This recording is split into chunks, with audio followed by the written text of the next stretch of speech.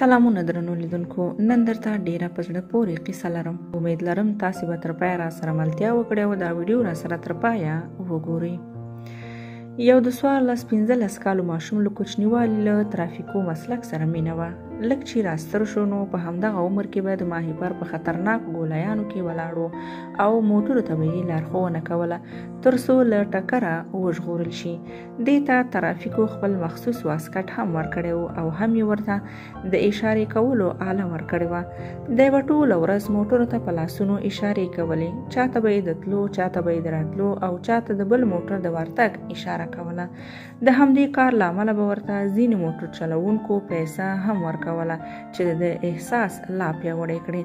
هر سهار وخته به له کور څخه راوته او بیا به یې په کوم تلونکي موټر کې ځان تر ماهیپر ګولایانو رساوه.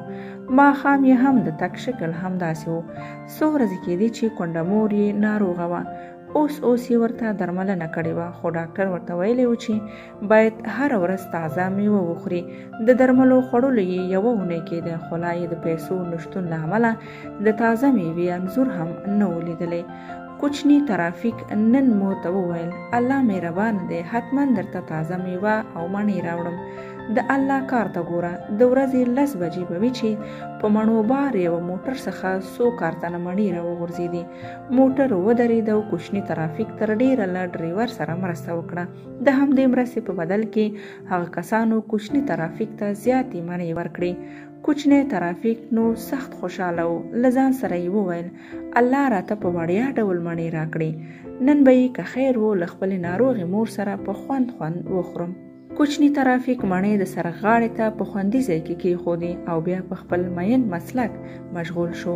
ساعت نیم یې موټر ته په اشارو لا تیر کړی نه و چې له پورته خوا نه یو لوکس موټر په ډېرې چټکۍ او بې پروا مزل د کوچني ترافیک په لور راغی.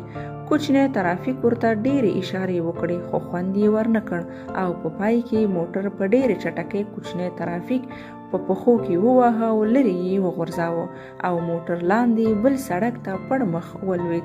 کله چې خلک د لوکس موټر خواته ورغلل، څو پیغلې نجونې او 2 هلکان د چلوونکي په ګډون په موټر کې مړه پراته دي.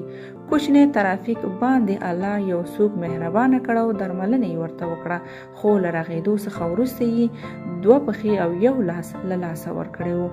اوس هم په یو احساس د ماهیپر په ګولایي ناست دی، خو دا ځل یې د ترافیکو پر ځای د سوال لمن د خپل اخلاصمند زړه په څیر خلکو ته غړولې ده.